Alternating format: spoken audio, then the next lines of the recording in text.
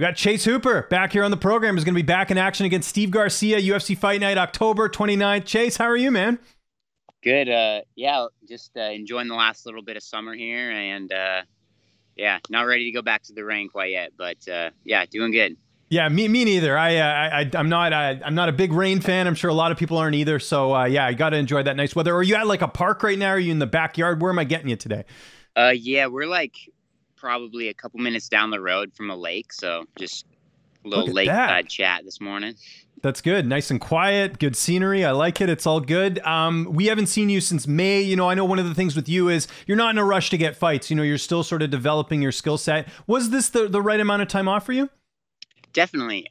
You know, I got a little bit of time off to recover and like enjoy eating a little bit. And then, yeah, I felt like coming out of the last fight, I really didn't have a lot where I wanted to make like a ton of improvements. So I felt like getting back in there, you know, striking while the iron's still hot was, you know, definitely a good option. And, you know, getting back in October is always nice.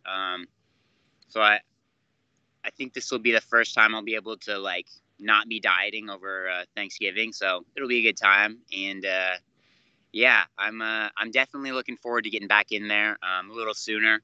Last time with 11 months off was way too much time off, but I definitely feel like I made a ton of improvements. And you know, like I was saying for that fight with the 11 months off, like I wasn't just trying to make the improvements for that fight, but it was for these next couple, you know, to try to start moving my way up the division and you know, fixing whatever little holes or like just making myself more well-rounded. And you know, I feel like I've done that, so now it's starting to look up in the division and you know, start making my way up there. Obviously summer's not officially over yet, at least I don't think it is when we got weather like this, but did you get up to anything this summer? I did see you in Vegas in July briefly at the Fight Pass thing, but other than that, what else did you get up to this summer? Anything fun? Yeah, no, International Fight Week was great. We moved a lot. Well, we moved over the summer, so that kind of that killed a lot of enjoying the weather. But you know, got outside a little bit. But yeah, you know, just enjoying eating pretty much. That's what I do between fights. Yeah. And yeah, no, it was pretty chill summer. Where did you move to? Like a different area or into a new house, or where did? Give me the moving details here. Like 15 minutes down the road, nothing crazy, but you know, just a nicer spot. Mm-hmm. That's good. That's awesome to hear. So you're fighting Steve Garcia. Maybe a bit of a surprise there just because Garcia's fought primarily at lightweight, although I forgot he fought at bantamweight at one point in his career.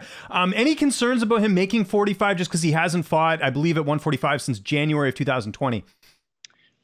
So more the concern is, I guess, if I am recalling it correctly, I believe he even had his contender fight at either 35 or 45. Yeah. And he missed weight for that. So they bumped him to 55. So I don't know. I think he didn't look crazy big or anything. I think it was more of a discipline issue than like he doesn't look like one of these guys that's super shredded and is like dying to make 55. Yeah.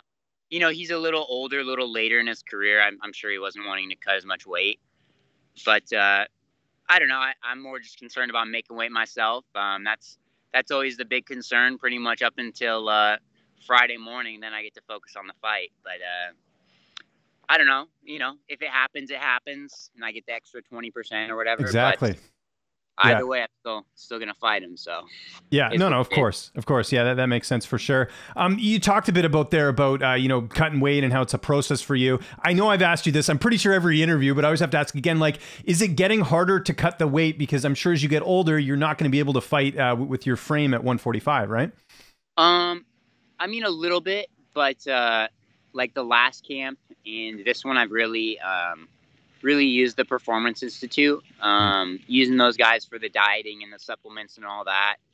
And I feel like it's been a huge help to not have to just kind of wing it on my own and try to figure out how to lose weight and still be able to like train hard and, you know, have enough energy to do that stuff and not like feel like I'm starving myself while I'm still dieting. But the PI has been great for that.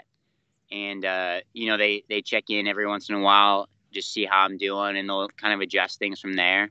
But they've been a huge help my last weight cut was so easy. And yeah, it just really has like streamlined things as far as that goes, especially as I'm starting to cut more weight.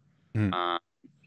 But yeah, I think I still have a good bit in me at 45, but I know 55 is in the future for sure.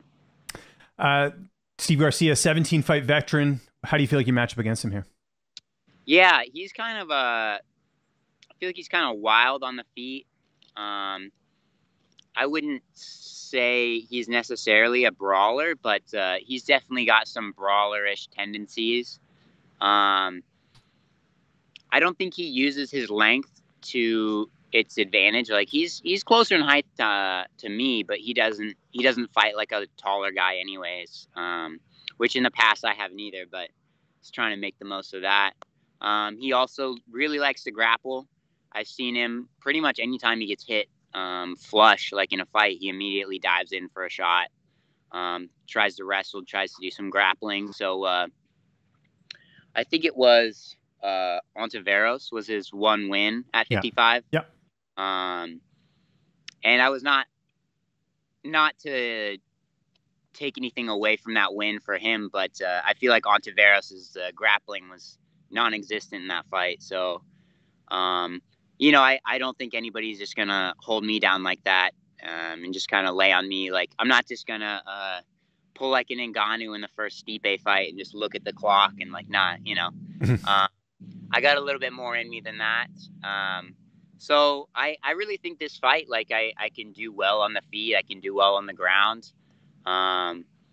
So yeah, I think it's kind of a dealer's choice of wherever the fight ends up. I feel pretty confident in being able to win the exchanges, whether it's the grappling or on the feet. It's just staying smart, not getting caught. But that's every fight. Everybody here in UFC deserves to be there. Everybody's high level, so it's just every now and again you just got to keep on your toes and not make the wrong decisions in that split second. But I feel pretty confident about this matchup, and I'm really happy to be fighting a taller guy for once. I think it's going to be kind of a fun like test of my striking a little bit, or at least a good way to kind of show it, just because the height is so much of a factor. But yeah, I think it's a really fun matchup, and I'm definitely looking forward to seeing how this one plays out. Training camp, who've been some of the main guys that you've been working with helping you get ready for this fight? Let's see. I got all my teammates at Combat Sport and Fitness. Got my guy Shane White Eagle. He was in my corner last time. He's a welterweight. I always like wrestling and like doing grappling and stuff with the bigger guys like that, having them try to throw me around. I always like trying to go against stronger guys. I feel like it makes the fights easier. I definitely noticed it last fight with Felipe. I was like, oh wow, he's not as strong as I was expecting. But that's because I've been grappling with welterweights the whole camp. But yeah, we got my great team here in Enumclaw, and then we also have I'm gonna make it back out to South Carolina here either next week or the week after. Awesome. And, get some more training in with Wonderboy and his team, and just get different looks as far as the sparring and the striking and stuff goes. And again, they still have really solid wrestling out there too. So it's a really well-rounded camp, and I'm looking forward to it. Just trying to start pushing the cardio a little bit. But yeah, no, I'm looking forward to it. It's been a good camp so far. How do you envision the fight playing out on October 29th? I really, truly feel like I can win wherever the fight ends up. Kind of same as with the Felipe fight, I truly believe that I can beat him wherever the fight ends up. So it's really just trying to trust my instincts in the moment and know that I'm making the right decision, not to kind of doubt myself or like hold back or anything, and just to make the most of those 15 minutes. But at the end of the day, I'm always trying to get out of there early, whether it's TKO like the last couple, submission, whatever. I'm happy to end the night early. Do you want to get one more fight in this year? I know you kind of like spacing things out. It's kind of getting towards the end of the year, so I would think maybe look maybe to next year instead for the fight after, assuming all goes well and you're healthy, of course. Yeah, I think definitely like earlier next year would probably be the move. I don't think with the amount of weight that I have to cut, I don't know that it would be safe for me to necessarily jump right back in. And yeah, I don't know. Like I said, I'm not in a rush to get a crazy amount of fights in all the time. It's just making sure that my skill level is kind of up to par, and it's more about making those improvements between the fights than it is, just getting the fights in. Just trying to think more down the road than just what's right ahead of me. So. And you have a few fights left on your contract, right? I was trying to remember what the status is on that. That's a good question. I want to say this is 1, 2. I think this is 3 of my 4-fight contract. So Okay. maybe some renegotiations going on after this. So big fight then, right? Because then you come off a win, you got some negotiating power in that last fight, right? Definitely. Always. Yeah.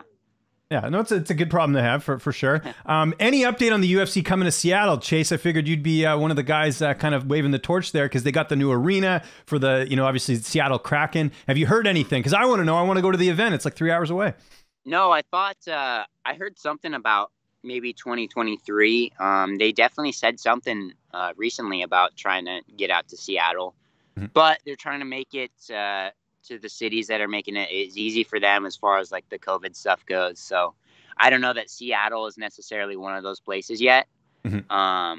So Seattle might lose out because of that, but I think UFC definitely, there's more fighters and stuff out of the Pacific Northwest now. So I think it would be super beneficial for them to come here. And, I would not complain being able to fight like an hour from the house. Yeah, that'd always be nice. I'm definitely down for it. Do you care at all that the Seattle Mariners are going to be making the playoffs? They haven't made the playoffs in like forever.